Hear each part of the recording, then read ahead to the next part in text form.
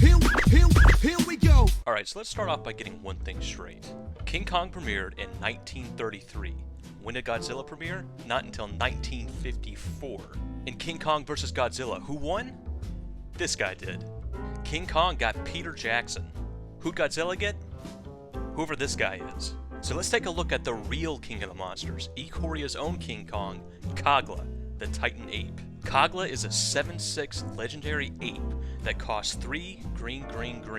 When Kogla enters the battlefield, it fights up to one target creature you don't control. Whenever Kogla attacks, destroy target artifact or enchantment defending player controls. And Kogla has an activated ability. By paying 1 and a green, we can return a target human we control to its owner's hand to give Kogla indestructible until the end of the turn.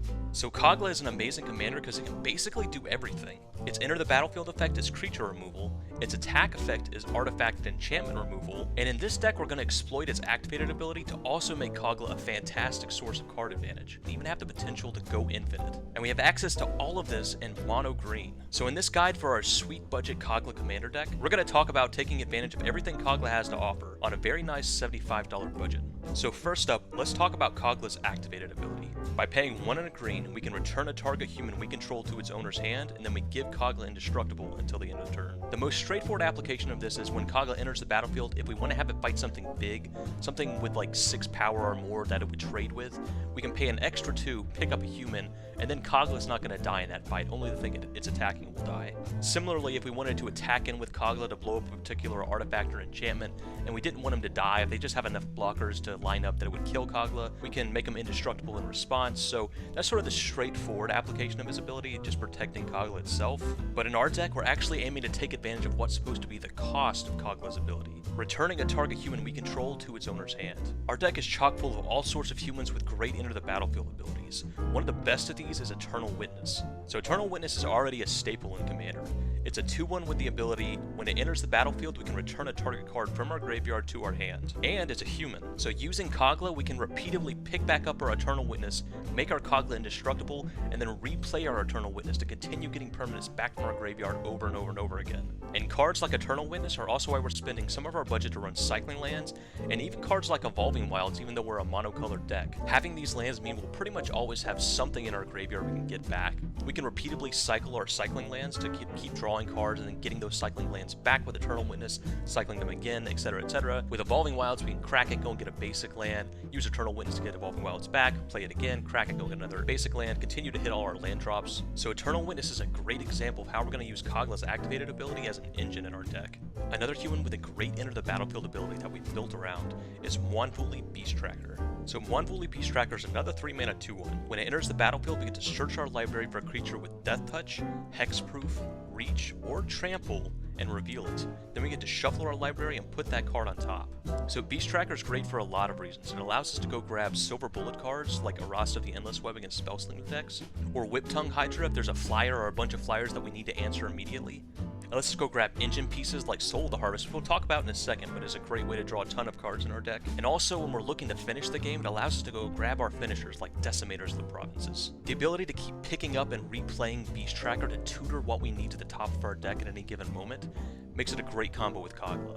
So let's look back at Soul the Harvest for a second. Soul the Harvest is a 6-mana 6/6 with Trample that says whenever another non-token creature enters the battlefield under our control, we get to draw a card. If we have a Soul of the Harvest in the battlefield, every time we pick up a human and replay it with Kogla, in addition to repeating whatever enter the battlefield ability we're getting, we're also going to be drawing a card. And our deck is full of effects like this, cards like Beast Whisper, cards like Path of Discovery, cards like Guardian Project. These are some of the big engine pieces of our deck, so I would say all of these cards are already pretty much staples in Commander, and they're basically supercharged in our deck, because Kogla gives us a way to repeatedly use their abilities over and over again, even if we don't have a creature in hand. And in the same vein, Aid for the Cowl is really great in our deck, because every time we're picking up a human, we are turning on Revolt. Having all these great, redundant engine pieces means our budget deck is going to be drawing like a million cards, and it's going to be able to keep up with the best of them. And to facilitate these engine pieces, a lot of our utility cards just happen to be human. A card like Magus of the Library doesn't have an enter the battlefield ability, so we're not repeating some enter the battlefield ability over and over again like we are with some of our other humans, but being able to use one of the ramp slots in our deck as a human also, that we can pick up for Kogla to make it indestructible if our opponent tries to like board wipe, or we can pick up and replay to re-trigger our Soul the Harvest effects, is really, really great, even though Magus of the Library itself doesn't have an enter the battlefield ability. Outside of ramp, we also just have some great utility creatures that also just so happen to be human. Ulvenwald Tracker is great in our deck because we can tap it to make Kogla continue fighting other creatures, and if those creatures are as big as Kogla, we can, make Kogla indestructible by bouncing Ulvenwald Tracker back to our hand, replay it for only 1 mana, and we have some coincidentally human cards that are also just pretty powerful. Cards like Champion of Lambhold, which aren't really ramp or engine cards or utility creatures, but are just really powerful threats that happen to be human. We still benefit from that human creature type because if, say, our opponent tries to wrath the board, we can say, okay, I'm going to pick up my Champion of the Lambhold, save it from the wrath by putting it back in my hand, and also make my Kogla indestructible, surviving the wrath of God. And having all these good creatures that are just incidentally human also allows us to take advantage of some great human tribal benefits. Gallows at Willow Hill, for example, allows us to tap into this human tribal theme to have a source of repeatable creature removal. So reverse engineering Kogla's activated ability to give us this great source of card advantage and this human tribal sub-theme is one of the more powerful aspects of our deck. And 2 other creatures that are also incidentally humans constitute the backbone of our next sub-theme, which is Enchantress. So Setessan Champion and Verduran Enchantress are both 3-mana creatures that allow us to draw cards whenever we play enchantments. And both of these creatures being human means we can take advantage of the same engines we were just talking about with our other human tribal themes. And even though it's not a human, we are running Eidolon of Blossoms as an additional budget Enchantress. So having this Enchantress sub-theme really powers up some of our utility enchantments, cards like Kenrith's Transformation. So Kenrith's Transformation is already a really powerful card in Commander because you can target your opponent's commanders with it, and it turns them into a 3/3 elk with no abilities, which is kind of a problem. If your opponent can't get their commander back off the battlefield, it can kind of just shut down their whole deck if they really need their commander to function. And having our Enchantresses turn these utility spells we want to be running anyway into these like super powered card draw engines as well is really, really, really nice. The absolute best card for us here is Destiny Spinner.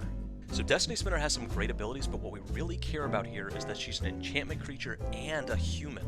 That means Kogla can pick back up our Destiny Spinner, put it back in our hand, we can recast our Destiny Spinner, and not only are we re-triggering our when a creature enters the battlefield draw a card engine cards, we're also re-triggering all of our Enchantresses. So we can be drawing like 2, 3, 4, maybe even 5 cards every time we recast our Destiny Spinner. So let's look back at Kogla's Enter the Battlefield ability for a second. When Kogla enters the battlefield, it fights up to 1 target creature you don't control.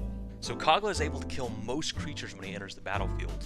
And that ability, combined with our other suite of Enter the Battlefield abilities, makes Panharmonicon an absolute monster in our deck. Panharmonicon means when Kogla comes down, he's going to be able to snipe 2 creatures instead of 1. And every time we pick up a human and replay it, we're going to be doubling up those triggers as well. And Kogla and Panharmonicon even allow us to go infinite with Hidden Herbalists. So Hidden Herbalist is a 2-mana human that says when it enters the battlefield, if a permanent we controlled left the battlefield this turn, we get to add green to our mana pool. So if we have these 3 cards on our battlefield, we can use Kogla's ability to pick up Hidden Herbalists. This triggers Revolt because a permanent leaves the battlefield. Then we can cast Hidden Herbalist from our hand. Its Enter the Battlefield ability will be doubled thanks to Panharmonicon. This will add 4 green mana to our mana pool. And conveniently enough, 4 green mana is enough to pick up Hidden Herbalist again and then recast it, which will again generate 4 green mana, which allows us to pick it up and recast it again generating 4 green mana. So we're able to cast Hidden Herbalist an infinite amount of times. Now that doesn't do anything by itself, but what if we throw one of our engine cards in the mix? If we have a card like Beast Whisperer on the battlefield while we're doing our whole loop of recasting Hidden Herbalist over and over and over again, we can draw as many cards as we want, potentially our entire deck. But where it gets really insane is when we have a card like Ronus' Monument. Ronus' Monument reduces the cost of green creature spells by 1. That means every time we go through our loop with our Hidden Herbalist, we're only going to have to spend 1 mana on it, which means we'll actually be netting 1 mana every time we loop, giving us infinite green mana. And with Ronus' Monument specifically, it also gives us infinite damage, because every time we cast our Herbalist, we can also give a creature +2/+2 and trample. So we can make infinite mana, make our creatures infinitely big, and potentially draw infinite cards. In a mono-green budget deck, that's pretty damn cool. But that's not all. Let's not forget, Kogla has one more extremely powerful ability. Whenever Kogla attacks, we get to destroy target artifact or enchantment defending player controls. This is just great on its face because I don't know about you, but I always hate devoting cards in my deck to artifact and enchantment removal. It's necessary for a good deck, but it's always really disappointing when you have to cut a card you really like to make room for something like a Croson Grip or some other boring artifact or enchantment destruction card. But we don't have to do that in this deck because Kogla takes care of artifacts and enchantments for us. Not only is it fantastic to just have access to artifact and enchantment removal straight out of our command zone, we're also able to really take advantage of this ability with cards like Viridian Revel. Viridian Revel is a 3-mana enchantment that says whenever an artifact is put into an opponent's graveyard from the battlefield, we have to draw a card. This allows us to not only blow up our opponent's important artifacts, but also draw cards off of it, kind of turning it into an engine as well, allowing us to doubly benefit off of it. But probably the single strongest, and in my opinion, the coolest combo with this ability is Liquid Metal Coating. Liquid Metal Coating is a 2-mana artifact that has tap.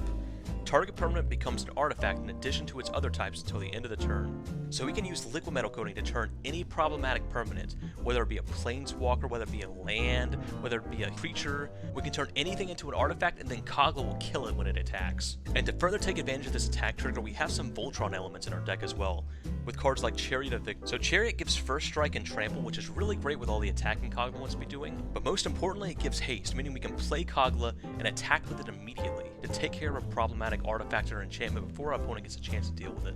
We also have some ways to protect our Kogla with cards like Alpha Authority, which is an aura that gives the enchanted creature hexproof and also makes it so it can't be blocked by more than one creature. Giving Kogla hexproof makes it really hard to answer it because it can already give itself indestructible. And with a combination of indestructible and hexproof, there's only a few cards in the format that can really deal with Kogla.